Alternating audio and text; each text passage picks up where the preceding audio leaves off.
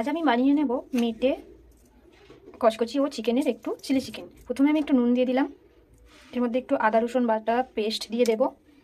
এবারে দিয়ে দেবো একটু কর্নফ্লাওয়ার, চিকেনের পরিমাণ অনুসারে কর্নফ্লাওয়ারটা দিয়ে নেবেন। আর এর মধ্যে দিয়ে দেব একটু রেড চিলি পাউডার। এবার আমি আমার ঘরোয়া দেশি মুরগির ডিম একটা এর মধ্যে দিয়ে দেব। এই যে ডিমটা দিয়ে দিয়েছি। এবার এটাকে আমি ভালো করে মাখিয়ে নেব। মাখিয়ে আমি কিছুক্ষণ রেখে দেবো। যদি আপনার মনে হয় ডিমটা বেশি হয়ে গেছে চিকেনটার তুলনায়, এতে আরও একটু অল্প পরিমাণে কর্নফ্লাওয়ার দিয়ে দিতে পারেন।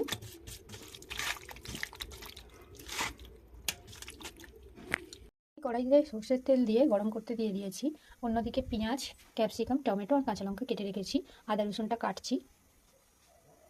এবার আমার এই ম্যারিনেট করা মেটে কচকচি এগুলোকে আমি পকোড়া বানাতে দিয়ে দেবো একটা একটা করে।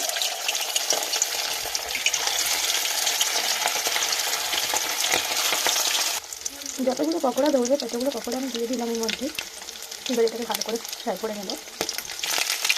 এইভাবে আমি মেটে কচকচি চিকেনগুলোকে আমি ফ্রাই করে নেব, নিয়ে একটা পাত্রে তুলে নেব। দেখুন বন্ধুরা, তুলে নিয়েছি। এবার আবারও আমি কড়াইয়ের মধ্যে দিয়ে বাকিগুলো ভেজে নেব। নিয়ে আমি এবার পুরো সব ভেজে নিয়ে আপনাদেরকে দেখাবো। আর সাথে আপনাদের আরও একটা জিনিস দেখাতে চাই। এই দেখুন, আমার মানে এখানে বসে আছে, আমি এখানে রান্না করছি। এই যে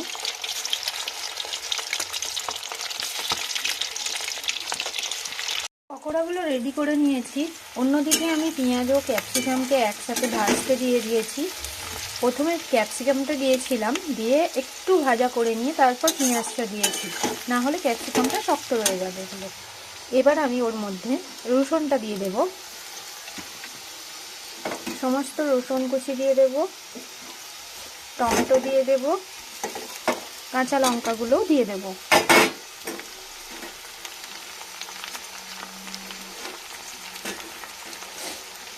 দিয়ে আবারও নাড়াচাড়া করতে শুরু করে দেব। 5 মিনিট পর হালকা আঁচে, একেবারে হালকা আঁচে নাড়াচাড়া করে নিয়েছিলাম এই মিনিট 4-5 মতো। এবার এর মধ্যে একটু আদা রসুনের পেস্ট দেব। এই পর্যায়ে গ্যাসটা কিন্তু একেবারে লো ফ্লেমে রেখেছি।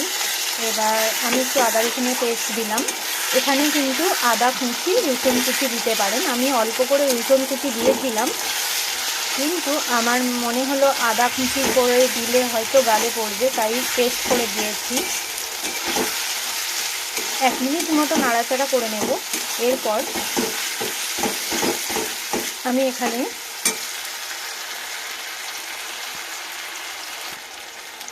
অল্প পরিমাণে কাশ্মীরি রেড চিলি দিয়ে দেব।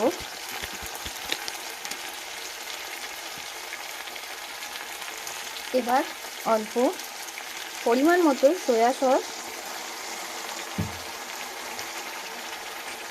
এবং টমেটো সস দেব। টমেটো সসটা এখানে কিন্তু একটু বেশি দিতে হবে, না হলে কালারটা ঠিক আসবে না, টেস্টটাও আসবে না। এবার আমি অল্প করে নাড়াচাড়া করে নেব।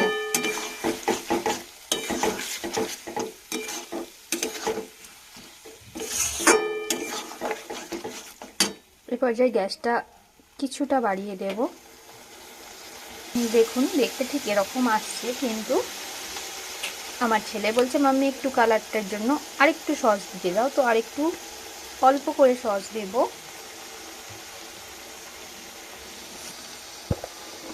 এই পর্যায়ে কিন্তু আমি সামান্য পরিমাণ চিনি দেব। এই যে দেখুন, চিনিটা দিলে কালার ও টেস্টটা পুরো অন্যরকম আসবে। এবার এই পর্যায়ে আমি এর মধ্যে পরিমাণ মতো জল দিয়ে দেব।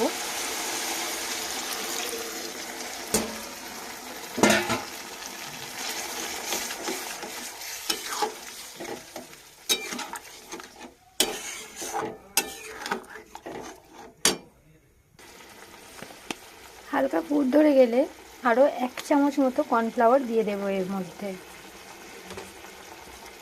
যাতে গ্রেভিটা একটু থিকনেসটা আসে, একটু ঘন মতো হয়।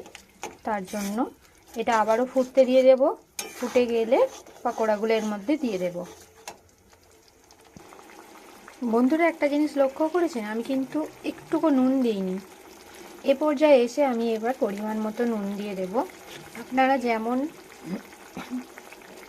যতটা নুন খান ততটা দেবেন। আর আমার গ্রেভিটা অনেকটাই ঘন হয়ে গেছিলো, যার জন্য আমি একটু বেশি জল দিয়ে দিলাম আবারও। তো আমার গ্রেভিটা ফুটে গেছে, এবার আমি পকোড়াগুলো দিয়ে দেব। কালারটা দেখছেন? এই যে মেটে কচকচি পকোড়া। আর আপনাদেরকে একটা কথা বলে দেব, যখনই মেটে ভাজবেন, মেটে কিন্তু আলাদা করে ভাজবেন। চিকেন থাকলে চিকেনের সাথে বা মেট কচকচির সাথে ভাজবেন না, কেননা মেটে একটু ফাটে।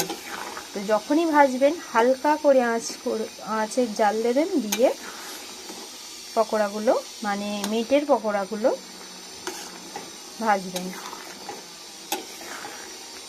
এই পর্যায়ে আমি 2 মিনিট ফুটতে দেব।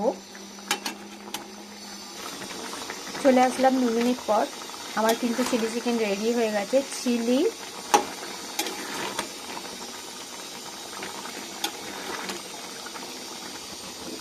আর আপনারা নুনটা একটু টেস্ট করে নেবেন।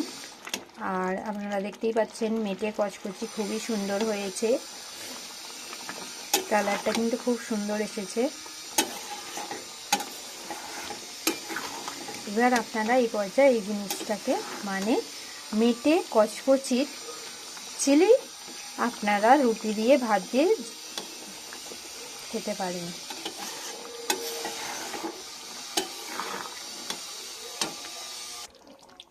আপনারা এবার সার্ভ করতে পারেন রুটির সাথে। এটা কিন্তু খেতে বেশিরভাগ ভালো লাগে রুটির সাথে। আর এই পর্যায়ে আমি কিন্তু 5 মিনিট চাপা দিয়ে রাখবো। এই যে গ্রেভিটা দেখছেন, এই যে এটা কিন্তু আরও একটু পকোড়াগুলোর গায়ের মধ্যে টানবে। ভিডিওটা দেখার জন্য অনেক ধন্যবাদ বন্ধুরা। হয়তো আমি সেইভাবে গুছিয়ে বলতে পারিনি, কেন আমি নতুন প্রথম রান্নার এইসব ভিডিও ছাড়ছি। তো থ্যাংক ইউ।